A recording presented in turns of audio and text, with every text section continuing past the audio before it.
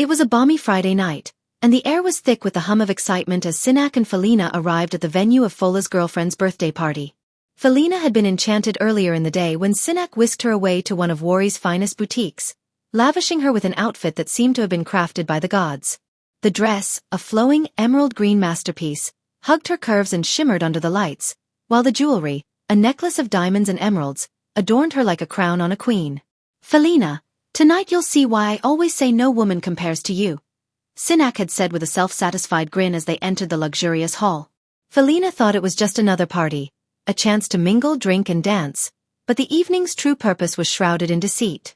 Sinak, alongside his equally vain friend, had orchestrated this gathering as a cruel bet. Each man had boasted about his partner's beauty, and they had agreed to settle the argument on this night, turning Fola's girlfriend's birthday into an unwitting stage for their competition. The hall was alive with murmurs and glances as Felina walked in, a vision of elegance. Every eye was drawn to her, and Sinak's chest swelled with pride. His plan was working.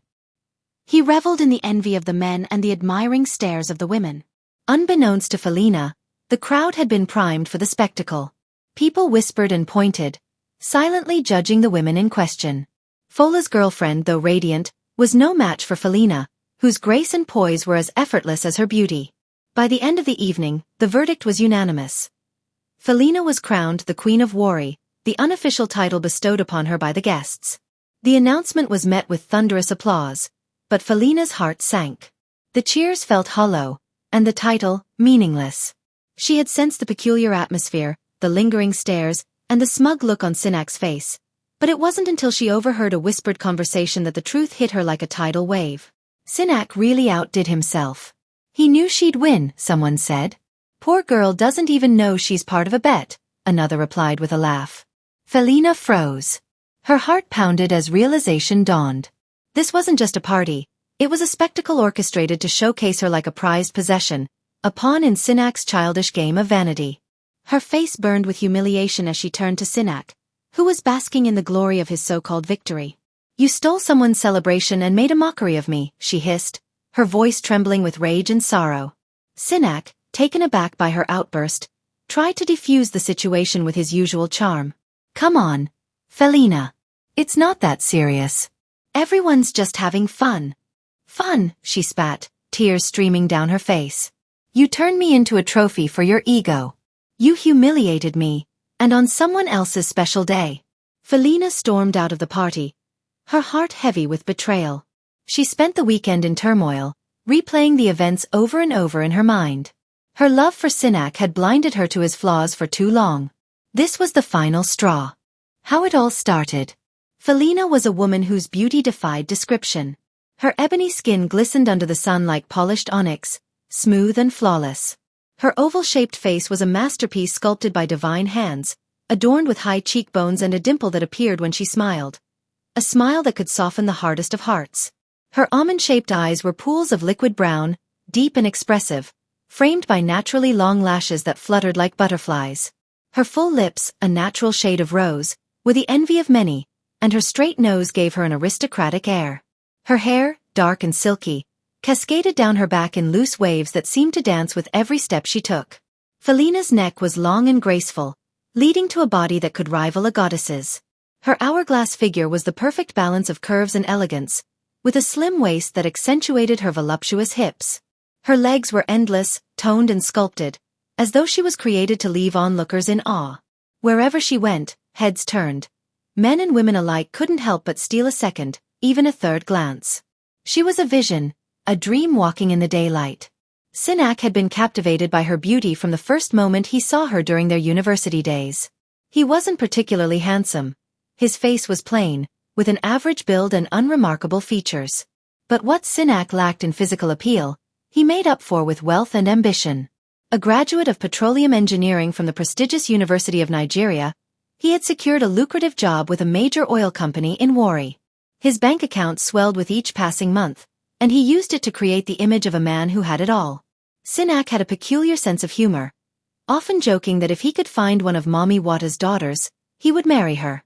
For him, beauty was everything, and Felina was the ultimate prize.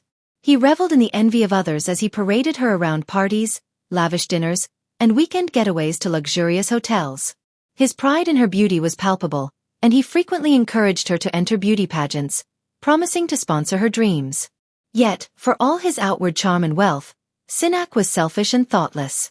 He was consumed by his need to showcase Felina as a trophy, a reflection of his success. Conversations between them rarely delved into anything meaningful.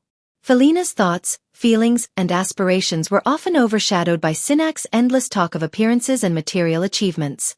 Felina, though accomplished in her own right as a graduate of anatomy, found herself trapped in the glittering web Sinak had spun around her. She had always been enamored by his confidence and the life he offered her, blinded by the promise of a future filled with luxury. But deep down, a gnawing unease had begun to grow. She saw his flaws, the selfishness, the pride, the superficiality, but she suppressed her doubts, fearing that confronting him might drive him away. She clung to the hope that he would change, that he would one day see beyond her beauty and value her for the person she was. Their relationship became a delicate dance of avoidance and longing. Felina avoided challenging Sinak, while longing for a love that saw her as more than a beautiful ornament. Sinak, oblivious to the storm brewing within her, continued to live his life as though nothing could shatter the illusion he had built. The cracks in their relationship widened with time, but Felina, blinded by love and fear, continued to plaster over them with silence. She prayed that their shared history and her unwavering devotion would be enough to mend the fissures. But love built on externalities is fragile, and Felina would soon discover that the scars of love run deeper than the surface. One fateful night, an unexpected event would force both of them to confront the truth about their relationship, leading to revelations that would change their lives forever. It was a balmy Friday night, and the air was thick with the hum of excitement as Sinak and Felina arrived at the venue of Fola's girlfriend's birthday party. Felina had been enchanted earlier in the day when Sinak whisked her away to one of Wari's finest boutiques, lavishing her with an outfit that seemed to have been crafted by the gods. The dress, a flowing emerald green masterpiece, hugged her curves and shimmered under the lights, while the jewelry, a necklace of diamonds and emeralds, adorned her like a crown on a queen. "Felina, tonight you'll see why I always say no woman compares to you," Sinak had said with a self-satisfied grin as they entered the luxurious hall. Felina thought it was just another party, a chance to mingle, drink, and dance, but the evening's true purpose was shrouded in deceit. Sinak, alongside his equally vain friend, had orchestrated this gathering as a cruel bet. Each man had boasted about his partner's beauty, and they had agreed to settle the argument on this night, turning Fola's girlfriend's birthday into an unwitting stage for their competition. The hall was alive with murmurs and glances as Felina walked in, a vision of elegance. Every eye was drawn to her, and Sinak's chest swelled with pride. His plan was working. He reveled in the envy of the men and the admiring stares of the women. Unbeknownst to Felina, the crowd had been primed for the spectacle. People whispered and pointed, silently judging the women in question.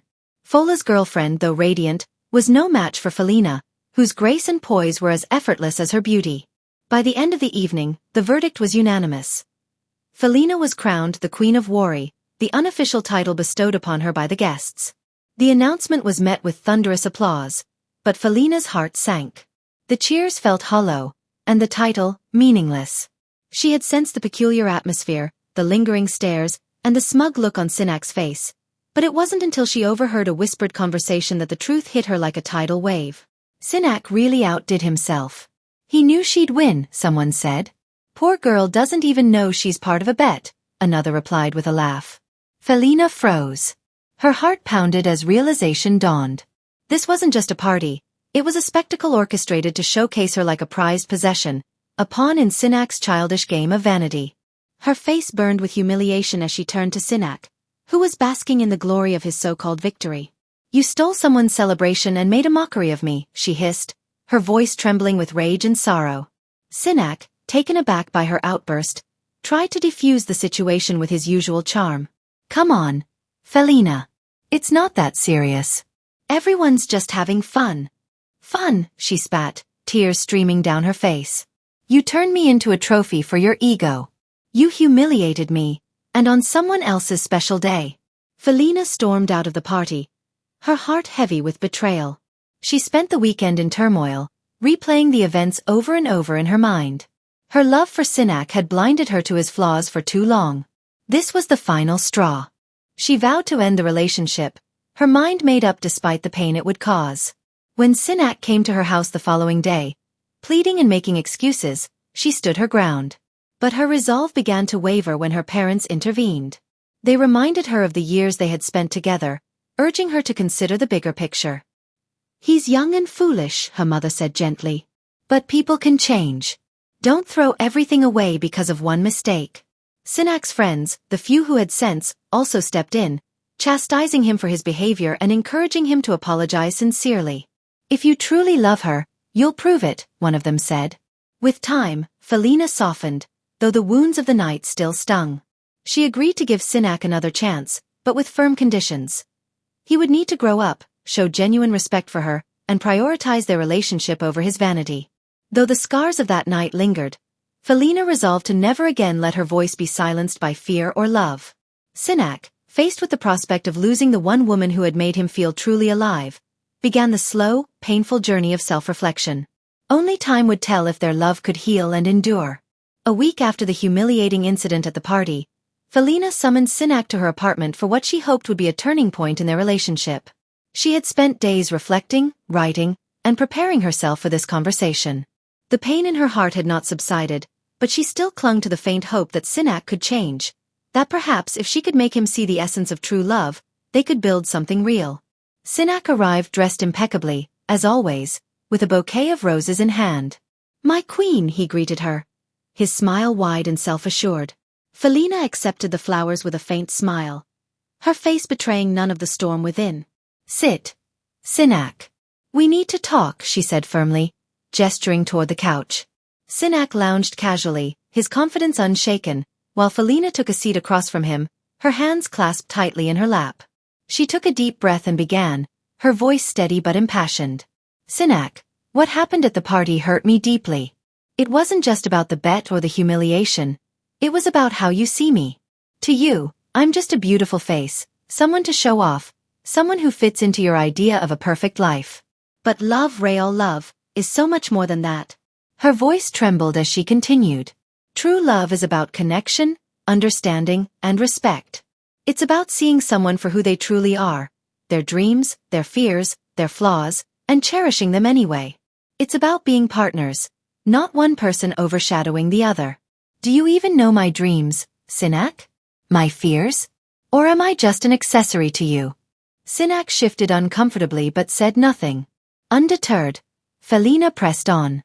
"I want a love that's grounded in honesty and mutual respect. A love where we can talk about anything, where I don't have to walk on eggshells or pretend to be okay when I'm not.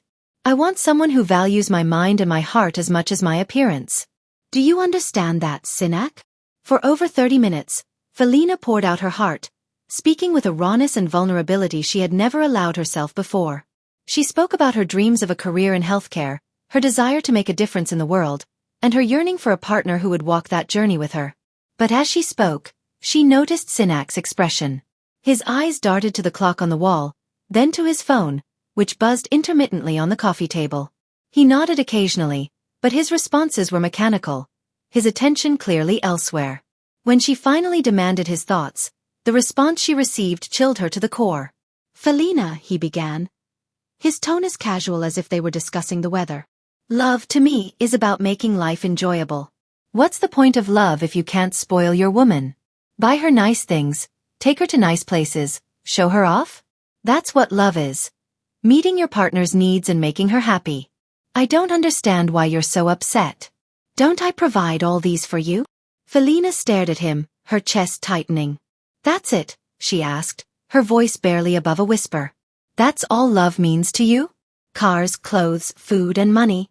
Sinak shrugged, a hint of impatience creeping into his voice. "What else is there? I mean, you women want security and comfort, right? I'm giving you all of that." Felina felt her heart shatter. She countered his argument, explaining again what love truly meant to her, but her words seemed to bounce off him like raindrops on glass. Finally, Sinak sighed, sensing her frustration. "Fine. Felina. If it means so much to you, I'll try to, do better." "I get it now," he said, though his tone lacked conviction. Felina's eyes narrowed. She knew him too well. This wasn't understanding. It was pretense. He was only agreeing to pacify her, to avoid another confrontation, to keep her from leaving. In that moment, Felina realized the truth she had been avoiding. Sinak was a leopard that could not change its spots. No matter how much she loved him or tried to guide him, his superficial view of life and love would remain unchanged. Though she nodded and allowed him to believe he had soothed her anger, a quiet resolution formed in her heart. She knew that this was the beginning of the end.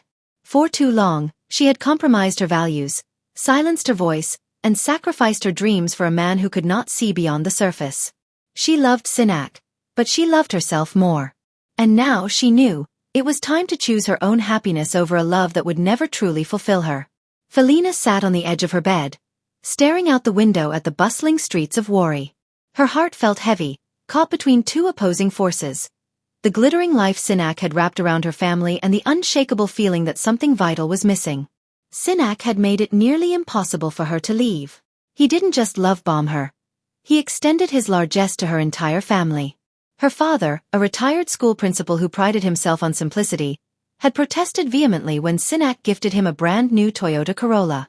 But Sinak had brushed off his objections, laughing and saying, "Daddy, it's nothing. You've done so much for Felina and me. This is just my way of saying thank you." Her mother had been equally reluctant to accept the large shop he rented and stocked with goods for her. Yet Sinak's charm and insistence eventually wore her down. "Your family now, Mama," he'd said. "Let me do this for you." Felina's younger siblings were the easiest to win over. The moment they heard Sinak's car pull into the driveway, they'd run outside, chanting their favorite phrase, "Santa Claus, coming to town." Sinak would step out of the car, arms laden with gifts, bags of chocolates, new clothes, gadgets, and sometimes wads of crisp Naira notes to share among them. Even the neighbors would flock to their house, pretending to have errands just to catch a glimpse of the man who had transformed the lives of the Ade Banjo family. For anyone looking in from the outside, it was a fairy tale.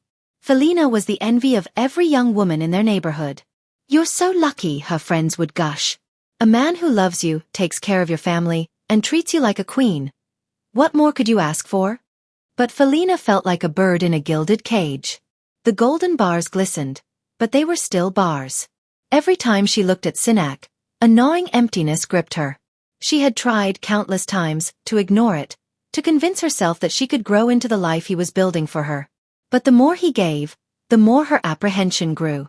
The gifts, the money, the luxury, they were all distractions, masking the hollowness of their relationship. Felina's mind wandered back to their last dinner date. They had been seated in a high-end restaurant, eating steak and sipping imported wine. She had tried to talk about her dreams of pursuing a master's degree in anatomy, but Sinak had dismissed the idea with a wave of his hand.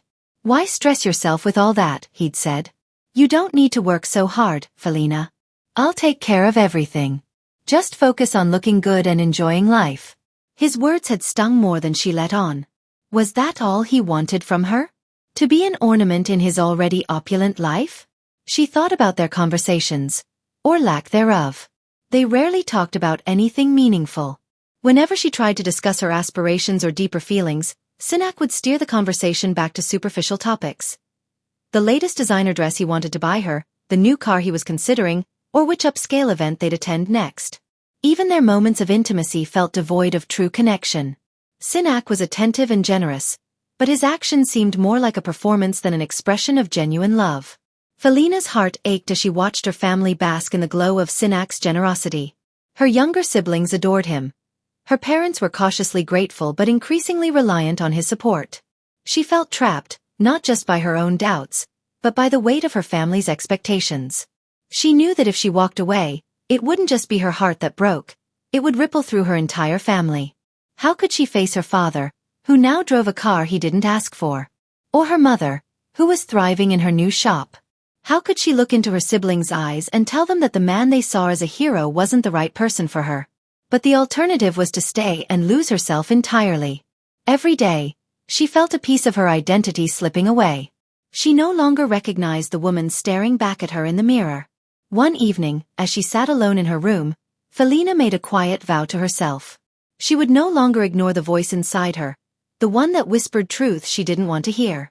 She couldn't keep pretending that Sinak's wealth and charm could fill the void in her heart. She didn't know when or how she would leave, but she knew one thing for certain. She couldn't keep living a lie. For now, she would play the part everyone expected of her. But in her heart, She began to prepare for the day she would finally set herself free. Felina sat frozen on the couch, her trembling fingers clutching her phone as she stared at the bank alert of $1 million. The message on the screen glared back at her like a taunt, each digit a chain tightening around her. Her heart pounded in her chest, a storm of emotions rising within her. Anger, confusion, despair. Sinak's smug voice echoed in her mind. Hope that would be sufficient for your shopping in Dubai for our wedding ceremony. If not, tell me. Before she could recover, her eyes drifted to the 2 first-class tickets he'd casually dropped on the coffee table. Her name was printed boldly on one of them, and Ronnie's, her closest friend, on the other. As though preempting any protest, Sinak had bolted out of her apartment, his Porsche roaring to life and disappearing into the night. Her body trembled as rage coursed through her veins. She wanted to scream, to hurl the phone across the room, but before she could even catch her breath, a knock came at the door. Miss Felina? A soft voice called. The door opened, and a well-dressed man entered, holding a file and an envelope. His polite demeanor only added to her irritation. He walked toward her, unaware of the emotional storm raging within. I've been sent by Mr. Sinak, the man said, handing her the file. This is the draft of your wedding invitation card and the program for the church ceremony. Please review it and make any corrections or adjustments you'd like. Felina's mouth fell open in shock. Her hands shook as she took the documents, her eyes skimming over the glossy wedding invitation bearing her name and Sinak's in bold gold lettering. The program was a detailed list of events, down to the choice of hymns, the bridal procession, and the reception dinner menu. Her chest heaved as the weight of the situation hit her fully. Sinak had planned everything, her wedding, her shopping trip, even her bridal entourage, without consulting her, without so much as a whisper of her opinion. Thank you, she managed to choke out, her voice barely audible. The man nodded and excused himself, leaving her alone with her spiraling thoughts.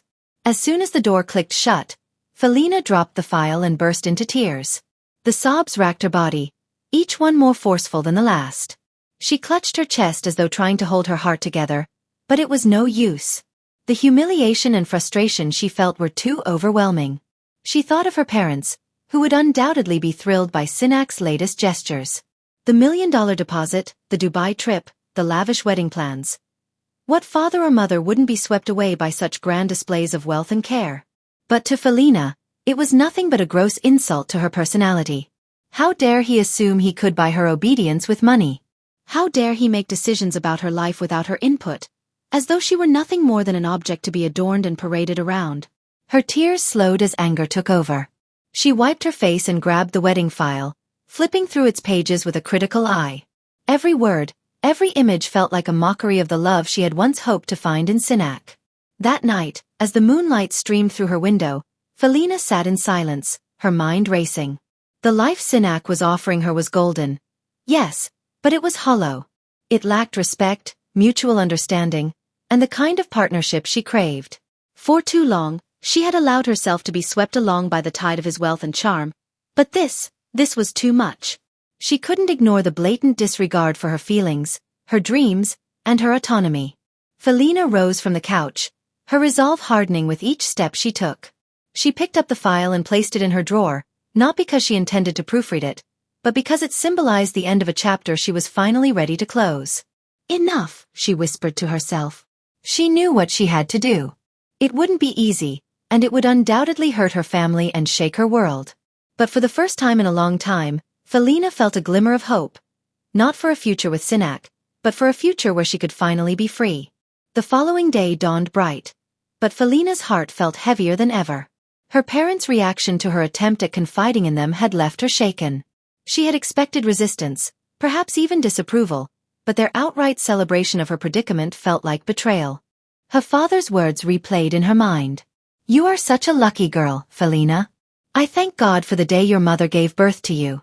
Your beauty is bringing us good fortune. Look at what God is doing for us through you, this human angel of goodness and prosperity. The weight of their expectations, their blind adoration of Sinak's wealth, and their refusal to even consider her feelings gnawed at her soul. As she lay in bed that night, exhaustion overcame her, and she drifted into a restless sleep. In her dream, Felina found herself in an endless golden hallway. The walls shimmered like molten gold, and every step she took echoed eerily. She was barefoot, wearing a dazzling white gown, but her feet burned with every step as though the floor was made of fire. At the end of the hallway stood Sinak, dressed in an expensive black tuxedo, a wide grin on his face. He held out his hand, beckoning her forward. Behind him, her parents stood, clapping and cheering, their voices blending into an indistinct roar of approval. But something was wrong. As she drew closer to Sinak, she noticed that his features began to change. His smile grew unnaturally wide, his eyes darkened, and his form distorted, morphing into something monstrous. Suddenly, the golden hallway began to collapse, the shimmering walls crumbling into ash. Felina tried to turn and run, but her feet were rooted to the ground. The burning sensation grew unbearable, and she screamed, reaching out for help. Behind her, the voices of her parents faded into silence, and she was left alone, trapped between the crumbling walls and the monstrous figure before her. Just as the ground gave way beneath her, Felina woke with a start, her body drenched in sweat and her heart pounding furiously. Her cry had been loud enough to wake the household, and moments later, her parents burst into her room, their faces etched with concern. "What happened, Felina?" her mother asked, rushing to her bedside. "Are you okay?" Felina sat up, her breathing ragged, but her mind was blank. She tried to grasp the fragments of the dream, but they slipped away like water through her fingers. I don't remember," she stammered, her voice trembling. "It was horrible, but I can't recall what it was." Her father placed a reassuring hand on her shoulder. "It's just a bad dream," he said dismissively. "Perhaps you're overthinking things. You should be happy, my daughter. God has blessed you beyond measure. Don't let unnecessary worries cloud your joy." Her mother nodded in agreement. "Your father is right. Everything is falling into place for you. This is just the stress of wedding preparations. Go back to sleep, my dear." Felina nodded numbly, though the unease in her heart refused to fade. That morning, as the sun rose over Wari, Felina sat by her bedroom window, staring out at the world but seeing nothing. The memory of the dream, though fragmented, lingered like a shadow in her mind. Something was wrong. Deeply, fundamentally wrong. And while she couldn't pinpoint exactly what it was, she knew she couldn't ignore the signs any longer. Her parents, her siblings, even Sinak, they all seemed to see her as a golden ticket, a means to an end. And now, she felt herself slipping into their narrative, losing her identity in the process. The word she had muttered the night before, asterisk if you can't beat them, join them, asterisk suddenly felt hollow and wrong. She realized she had a choice to make, to continue playing along and let herself be consumed by the expectations of others, or to find a way to reclaim her life, no matter how difficult it might be. For the first time in weeks, a flicker of strength ignited within her. The path ahead was uncertain, but Felina knew one thing for sure. She couldn't keep living like this. The dream had been a warning, a message from her own subconscious, and she couldn't afford to ignore it. This was her life, and it was time she started living it on her own terms.